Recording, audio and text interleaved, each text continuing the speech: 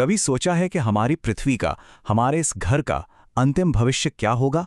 और जब हमारा ग्रह अपने तय अंत की तरफ बढ़ रहा है, तो क्या इंसानियत के पास जिंदा रहने का कोई बड़ा प्लान है? आज हम इसी की गहराई में उतरने वाले हैं।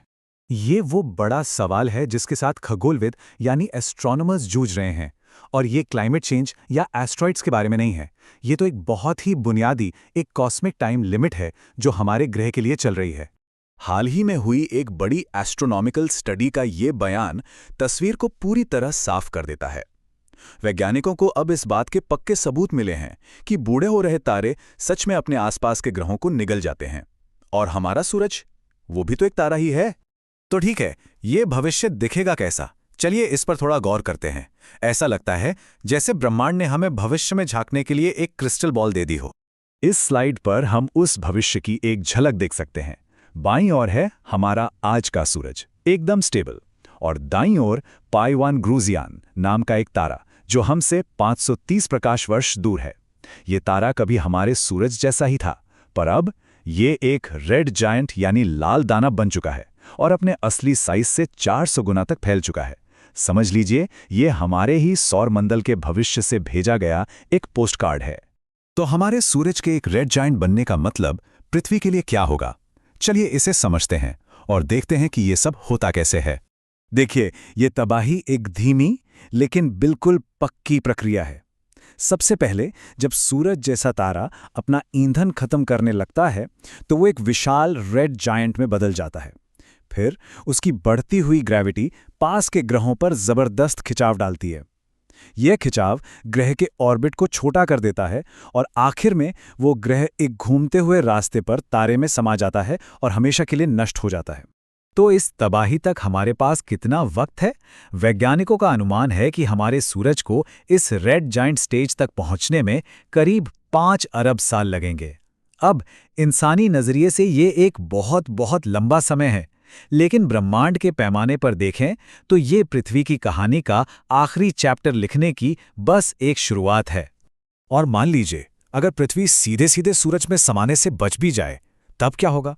इस स्टडी के एक लेखक विंसेंट वैन आइलन के शब्द इस ठंडी सच्चाई को बताते हैं। हो सकता है हमारा ग्रह सीधे निगला ना जाए, लेकिन सूरज की जबरदस्त गर्मी से एक बंजर, झुलसी हुई चट्टान का टुकड़ा बन जाएगा।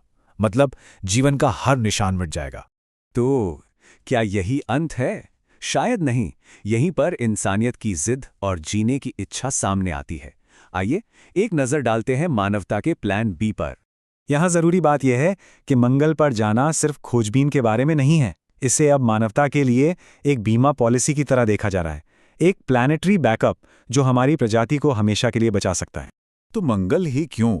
वेल, इसके कई कारण हैं। ये पृथ्वी को खतरे में डालने वाली किसी भी आपदा से बचाने के लिए एक सेफ्टी नेट है। ये ग्रहों के बनने, बिगड़ने और जीवन की संभावनाओं को समझने के लिए एक वैज्ञानिक खजाना है। और तो और, ये रॉकेट से लेकर लाइफ सपोर्ट सिस्टम तक हर चीज में नई टेक्नोलॉजी लाने के लिए एक बड़ा मोटिवेशन है। लेकिन मंगल पर बसना कोई पार्क में टहलने जैसा नहीं है। वो एक बहुत ही कठोर और बेरहम दुनिया है। तो हम वहां जिंदा कैसे रहेंगे? चलिए कुछ बड़ी चुनौतियों और उनके बहुत ही चालाक समाधानों पर एक नजर डालते हैं। यही वो सवाल है जो इंजीनियरों और वैज्ञानिकों को रात में जगाए रखता है। आइए इसे एक एक करके समझते हैं और शुरुआत करते हैं सबसे बड़ी रुकावट से, रेडिएशन। ये नंबर बहुत अहम है।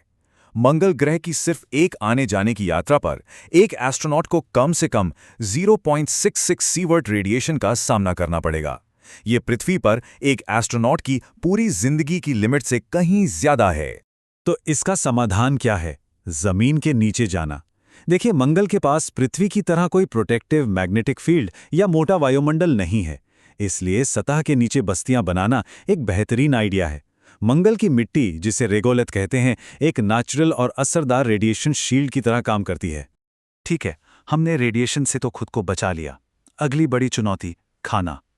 मंगल की मिट्टी में जहरीले केमिकल्स हैं, जिसका मतलब है कि हम वहां पारंपरिक तरीके से खेती नहीं कर सकते। इसका समाधान है एरोपोनिक्स नाम की एक तकनीक में। ये मिट्टी के बिना हवा या धुंध वाले माहौल में पौधे उगाने का एक तरीका है। कमाल की बात यह है कि इसमें पारंपरिक खेती के मुकाबले 90% तक कम पानी लगता है और मिट्टी के जहरीलेपन से भी बचा जा सकता है। मंगल के लिए तो ये एकदम परफेक्ट है। तो हमारे पास रहने की जगह है और खाना भी। अब बात करते हैं कंस्ट्रक्शन की। पृथ्वी से हर एक ईंट या स्टील का बीम ले जाना, ये तो नामुमकिन रूप से महंगा पड़ेगा। एक बार फिर इसका समाधान मंगल पर ही मौजूद है। मार्शियन कंक्रीट एक ऐसी चीज है जिसे मंगल की मिट्टी यानी रेगोलिथ को पिघले हुए सल्फर के साथ मिलाकर बनाया जाता है। यहां सल्फर एक बाइंडिंग एजेंट का काम करता है। ये जल्दी सेट हो जाता है और सारे संसाधन सीधे मंगल पर ही मिल जाते हैं। तो इन सभी समाधानों के साथ ये भविष्य कैसा दिख सकता है? चलिए इस सपने को हकीकत में बदलने की एक प्रस्तावित टाइमलाइन पर नजर डालते हैं। एक्सपर्ट्स का मानना है कि ये सफर कई स्टेज में पूरा होगा। सबसे पहले 2030 के दशक में शुरुआती मिशन भेजे जाएंगे जो वहां एक छोटी सी चौकी स्थापित करेंगे। फिर 2040 के दशक में उस बेस को खेती और मैन्युफैक्चरिंग के साथ एक आत्मनिर्भर कॉलोनी में बदला जाएगा और आखिर में 2050 के दशक तक वहां की आबादी बढ़ सकती है और मंगल पर आधारित इंडस्ट्रीज भी विकसित हो सकती हैं, जिससे एक बिल्कुल नया आर्थिक मोर्चा खुलेगा। और ये सब हमें इस आखिरी सवाल पर लाता है। एक तरफ हमारे ग्रह का विनाश होना तय है, जो हमें बाहर की ओर धकेल रहा है। दूसरी तरफ एक नई दुनिया बसाने की चुनौतियां बहुत बड़ी हैं। तो ये क्या है, हमारी नियति या हमारी सबसे बड़ी चुनौती? शायद ये दोनों ही है।